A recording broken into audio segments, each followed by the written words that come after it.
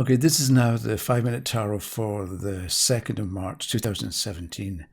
And today's card is the Nine of Cups. And I wanted to speak about it, not so much the card itself and what it means, but more how you would talk about it if this particular card comes up in a reading for the past or the future or the present. So if we look at the card, we've got the fellow sitting comfortably, seems quite self-contained, quite satisfied in front of the 9 cups behind him displayed on a table. And the 9 of Cups is known as, or is supposed to be, the wish card. So if the card appears upright, then your wishes will come true. If it's upside down, then your wishes won't come true. But upside down doesn't mean everything's going to be a total disaster or you're doomed. It's more like 3 out of 4 wishes will come true. Or if you've got one wish, you're going to get 80% of it, that kind of thing. So it's a bit like the 9 of Cups reversed. It's like it's almost perfect. But when the 9 of Cups is upright, then it sort of is the way you want. So wishes and the wish card. People talk about and recommend vision boards and The Secret and how do you manifest your whatever it happens to be. And so the idea is you get photographs or cut out things from magazines and you decide what you want. So you put it on a board and put it on the wall. So you've got a photograph of a private island and a Rolls Royce and a castle and a penthouse apartment. And, you know, this is what you want or what you've decided you want. And you put it on a board and you look at it every day and you sort of massage it into existence or you will it into existence in some way. The only thing is that if you want a Rolls Royce and you think about it every day, you're not going to wake up one morning and suddenly a Rolls Royce has magically appeared in the driveway. And that can be the problem with wishes, that you don't get it through magic or through suddenly it appears and it falls from the sky and lands in your driveway. But we can maybe get an idea of how to bring things about by looking at the 9 cups behind. Because these 9 cups can represent little or small or sequential victories or successes that the person has had, which is why he's now comfortable and seated and looking quite happy.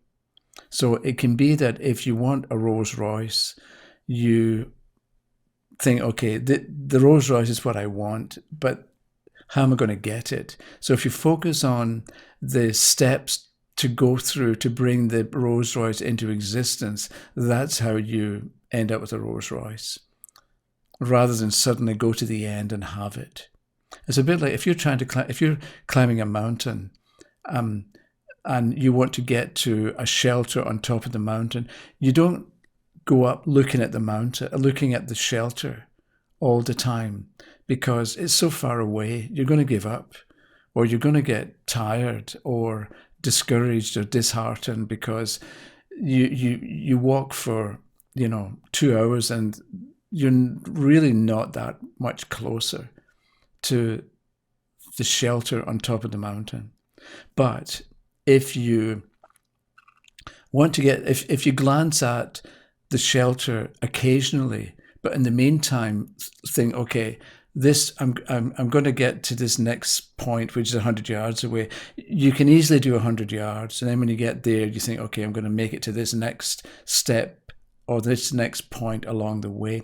If you break down a long journey into small steps or manageable portions, then in the end, you get to the final outcome. So if somebody wants to know, am I going to do well? And you get the 9 of Cups, you can talk to them about, yes, it's going to work. And this is how you would bring it about. But let's say the 9 of Cups is in the past and you say, okay, this is your past card, 9 of Cups, your wishes came true. And the person says, well, no, they didn't. I've had failures and things haven't worked out the way I wanted. And it's as if I'm up against it all the time and I just can't make any kind of progress. So your card doesn't make sense.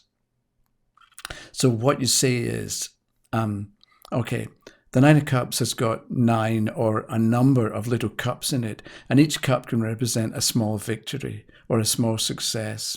So because the card is in the past, think back to what you've done, because you haven't had total failure every step of the way. That hasn't happened, because you're whatever age you are now, and you've had good moments in your life so far.